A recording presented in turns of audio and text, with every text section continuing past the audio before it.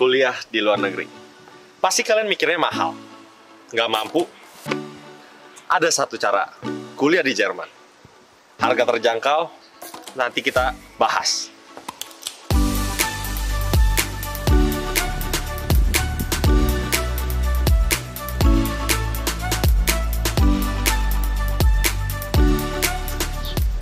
Halo semuanya, perkenalin, nama gue Dani.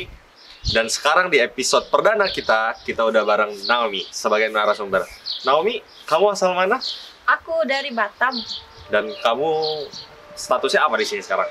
Aku sekarang jadi pelajar di Jerman sini, ikut program Ausbildung. Dan kita sekarang lagi di mana nih, Naomi? Kita sekarang lagi di sekolahku. Oh, boleh kita lihat-lihat? Boleh, boleh. Ayo, mari kita lihat-lihat. Ayo. Sekolah kamu bagus juga ya? Iya bagus sih, cuman waduh tutup deh kayaknya. Tutup? Iya tutup. Jadi Aduh. kita nggak bisa masuk. Hari ini deh. hari ini hari Minggu. Nah, di Jerman kalau hari Minggu tuh rata-rata tutup guys semuanya. Jadi gimana ya? Ntar kita cari tempat aja kali ya. Boleh, boleh. Terus biasanya kamu kalau di kampus ini belajar apa aja? Apakah ada dapur-dapur? Tadi kan kamu belajar gastronomi ya? Iya, aku gastronomi. Di sini ngapain aja nih biasanya kegiatannya?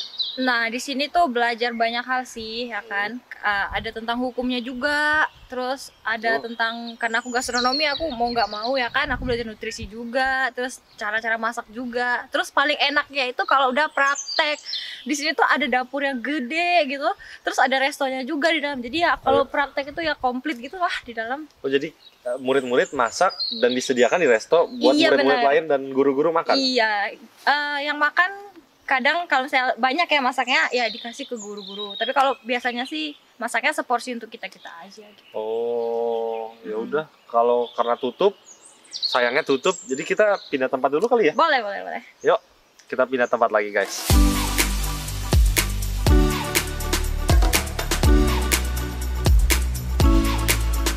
Kenapa pilih Ausbildung? Karena programnya menarik menurutku. Karena kita sekalian belajar, sekalian langsung praktek. Jadi kalau nanti selesai belajarnya, masuk ke dunia kerjanya nggak gagu lagi. Jadi kalau aku kan Ausbildungnya itu sistemnya seminggu sekolah sama seminggu kerja. Jadi kalau misalnya di minggu sekolah ya kita pergi sekolah dari jam 8 sampai jam 4 sore gitu.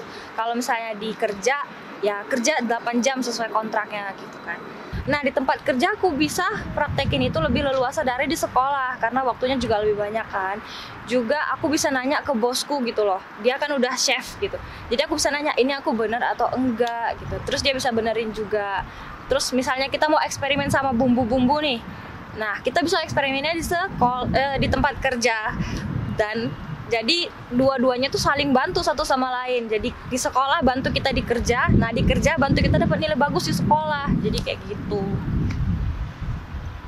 Aduh, dingin juga ya di sini ya. Iya. Padahal sekarang lagi musim semi, musimnya panas. Pasti banyak dari penonton yang pengen tahu Ausbildung itu persyaratannya mungkin gimana?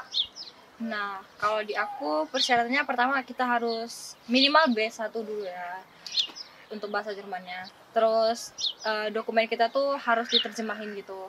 Kayak dokumen yang dibutuhkan tuh kayak kalau aku kemarin ada pas yang diterjemahin itu kayak ijazahku SMA, Ya, ijazah. SKUN, kayak gitu, akte kelahiran gitu. Itu harus ditranslate dulu. Terus ada paspor juga. Terus aku disuruh tulis motivation brief. Oh, Surat perlu motivasi gitu ya. Iya. Motivator ya. Ya, terus apalagi yang kemarin itu aja deh kayaknya yang Udah, harusnya itu aja. bisa.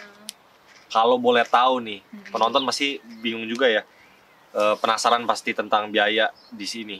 Kalau biaya dimulai dari biaya kuliah dulu deh ya. Biaya kuliah tuh berapa sih? Nah, kalau di sini aku nggak bayar apa-apa sih kalau untuk Nggak bayar apa-apa. Iya, untuk sekolahnya aku nggak bayar apa-apa sih. Cuman, iya nggak ada sama sekali. Dari awal pas datang juga nggak bayar apa-apa. Iya. Oh, jadi Oh. gimana tuh? Gimana tuh waktu daftar gimana tuh? Nah, kalau mendaftarnya kita butuh duit buat les bahasa Jermannya. Oh, les bahasa Jerman. Ya, terus pokoknya Gesamtsummenya itu kira-kira kayak ada di aku hampir 40 lah, 40 juta. Itu buat les. Gesam semua. Udah semua. Udah les, udah urus visa, udah urus. Iya, gitu. Itu udah termasuk tiket Kira-kira belum? segitu. Tiket belum. Tiket itu beda lagi ceritanya gitu. Oke. Nah, kalau masalah tiket penerbangan dari Jakarta ke kalau aku mendaratnya di Berlin ya. Kalau saya penerbangan dari Jakarta ke Berlinnya itu ditanggung katanya sama tempat kerjaku di sini. Oh, Jadi, ditanggung. Tiket pesawat pun ditanggung. Ditanggung tapi dengan syarat kita harus cicil nanti setelah nyampe sini. Oh. Kalau aku gitu dibilangnya. Jadi kayak ngutang dong. Iya, jadi diduluin sama mereka tapi aku bayar nanti di situ. Nah, bayarnya apakah melalui labor kamu atau Nah, gimana? jadi aku kan di sini Azubi kerja ya. Nah, Iya. kerjanya aku tuh digaji tetap sama mereka meskipun nggak setinggi Mitarbeiter. Maksudnya Mitarbeiter tuh karyawan yang asli gitu kan. Nah, tetap ada gajinya. Nah, dari gaji itu nanti dipotong gitu. Sekian bulan untuk uang pemberangkatan aku ke sini. Tapi rate kamu per jam itu nggak diturunin kan? Nggak, maksudnya tetap ngikutin UMR Jerman kan? Tetap. Oke. Gitu. Oke, lumayan dong ya. Iya. Kalau misalnya di kan faktor les tuh bisa milih ya orang. Iya. Kalau cuman ngurusnya aja, kalau mereka yang mandiri belajar lihat di internet, kurang lebih habis berapa tuh buat Ausbildung, buat kesini? Yang mereka harus punya di tangan gitu. Kalau buat modal ke sini, buat berangkatnya aja nih ya, kira-kira. Kalau misalnya ujian, terus kalau misalnya dia bukan orang yang tinggal di Jakarta yang harus punya tiket lagi ke Jakarta buat ngurus visa gitu, mungkin 15 juta. Iya, Kuliah di Jerman udah. 15 juta gitu. Keren juga ya. Buat nyampe ke sini. Oke. Sebenarnya ya aku mau benerin, itu bukan kuliah sebenarnya. Oke, bukan Cuman kuliah. aku sekolah di sini. Ya, kalau kuliah kan orang-orang expect-nya kan ada gelarnya gitu ya. Iya. Nah, kalau mau dapat gelar itu nanti aku harus ikut Weiterbildung. Nah, di situ baru aku bisa dapat gelar seperti orang kuliah. Emang berapa lama nih Ausbildung ini programnya? Bervariasi, tapi kalau di aku ambil 3 tahun. 3 tahun. Iya, Terus kalau bisa misalnya buat gelar tambah berapa lama? Tambah 2 tahunan. Wah, lama juga. Iya. Oke. Kalau sekarang kita bahas ke kehidupan sosial. Oke. Kehidupan sosial kamu gimana sekarang? Apakah kamu kapan nyampenya? Aku nyampe baru bulan Juli 2021. Jadi nggak nyampe setahun ya? Belum nyampe setahun ya? Iya. Adaptasinya gimana tuh? Yang kamu rasain pas nyampe ke sini gimana? Pas nyampe sini pertama masih kayak belum percaya gitu loh. Kayak ternyata aku udah sejauh ini dari Indo gitu ya. Sama. Kayak pada begitu ya. Terus kayak kalau misalnya kita kemana-mana lebih ke berasa asing sendiri gitu. Dari diri sendirinya berasa asing sendiri gitu. Karena kan sama sekali tidak ada orang Asia di sini gitu loh. Kalau di tempat aku ya sedikit banget orang Asia gitu. Jadi kayak benar-benar di lingkungan bule gitu. Jadi aku merasa kayak aku kecil banget ya ternyata kayak gitu. Cuman makin kesini kayak ternyata mereka ramah kok gitu. Tapi sekarang udah banyak temen Indo juga, ada ketemu Indo kan? Nah, aku ketemu orang Indo juga di sini. Kebetulan aku di tempat kerjaku ada orang Indonya juga kan. Di sekolah juga ada orang Indonya juga. Jadi ya aku punya kenalan Indo juga di sini tetap gitu. Kalau yang teman-teman negara lain juga ada beberapa gitu kan. Di tempat kerja aku ada yang orang Jerman juga, ada orang Moldova sana.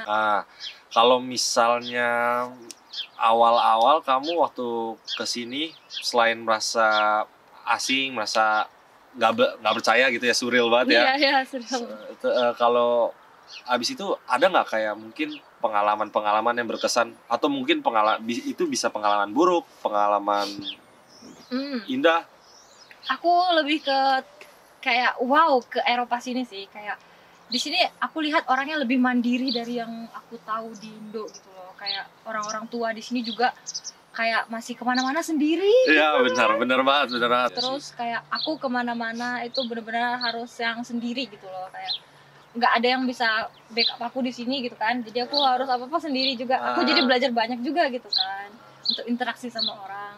Kalau gitu sekarang ya, saran buat orang-orang nih yang nonton nih, yang sekarang lagi pengen mikir ke Jerman atau bahkan udah persiapan ke Jerman, apa saran kamu buat mereka? Kalau saran, jangan takut. Apapun yang kita bakalan hadapi di sini, semua bakalan ada pintu keluarnya gitu. Jadi gak usah takut duluan, let it flow aja gitu.